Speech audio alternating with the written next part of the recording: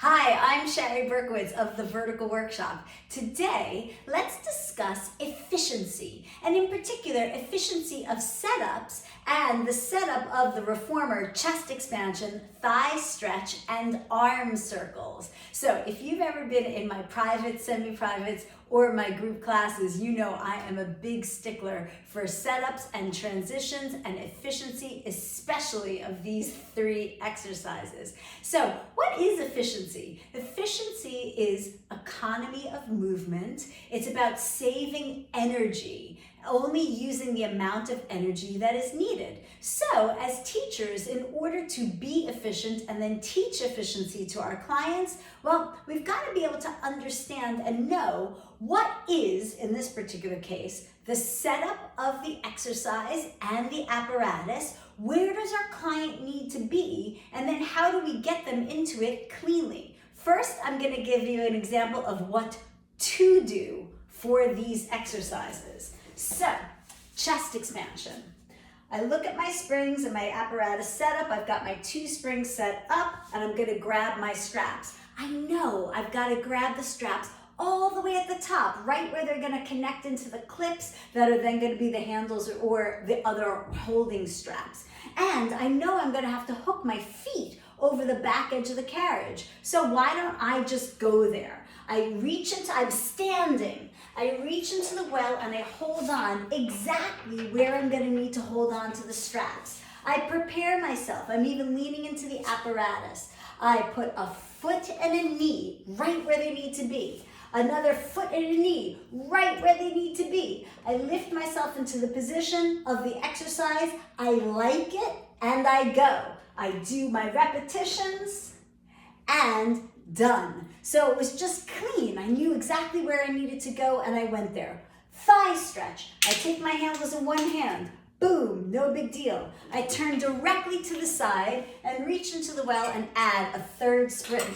I don't need a pad over there. My hair is not going to get caught in there, but if somebody does, you make sure it's there.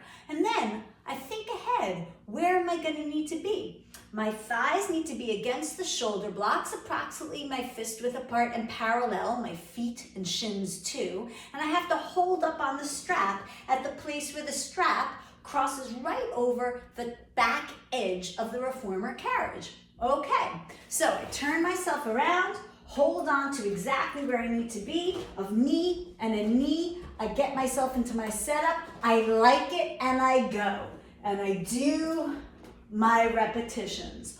Arm circles, easy. Take my handles in one hand, no big juggling around. Step off to the side, reach into the well and set up on 2 springs. Oh, where am I gonna need to be? My feet have to be against the shoulder blocks with a big stretch of my toes towards my knees, a fist width apart and parallel. All right, so I turn my back. Take my handles behind my back, 1 in each hand, separated, no crisscross of straps, and I lean against the apparatus. I brace myself for support. Then, right to where I need to be, a foot and a knee, a foot and a knee. I lift myself up into the appropriate position. I like it, and I go into the exercise. Take my handles behind my back, make sure the carriage is in, and step off to the side. So, extremely efficient. There's none of this chest expansion. I'm crawling on the apparatus. I'm leaning into the well. Dangerous. Oh, I don't know where I hold on to straps. Oh, I don't know where my feet go. Oh boy, I better fix my hair or fix my clothes right now. No. Thigh stretch, same kind of things. Oh, I'm an advanced person. I'm a teacher. I don't know where I hold on to things. Oh, going to change things for arm circles. Think ahead. It's just really important to think ahead. Where do I need to be set up? Where do I need my client to set up? And say exactly where they need to go. And so I'm going to make this statement again. First of all, thigh stretch. You check your springs. You grab your straps exactly where you need them. They're in the well and you are off the apparatus. You do not crawl onto the apparatus. No, you're an advanced person or you have an advanced client. They don't crawl on. You hold on, You go a foot and a knee, a foot and a knee. Oh, look, I'm already a fist width apart and parallel. I planned ahead. I get into position, I like it, and I go. Oh no, I didn't like it. Good luck. Next time you could do it again. Oh, she's so hardcore, that Shari. Then thigh stretch. Turn to the side, add a spring. I think ahead, a fist width apart and parallel. My thighs against the shoulder blocks, my hands higher up the strap where it crosses over the back of the carriage. Okay, and so I go a knee and a thigh, a knee and a thigh. I climb my hands up. I put myself into the right position. I like it, and I go. Oh, if I didn't like it, guess what? I got another set to do another day. Arm circles. Take your handles in one hand, step off to the side. Set your springs. One spring. Oh, I turn my back, take one handle in each hand, no crisscross, because I looked, I thought about it ahead. I'm gonna have to put a foot and a knee, a foot and a knee, a fist width apart and parallel. I brace myself against the apparatus. Foot and a knee, a foot and a knee. I like it, and I go.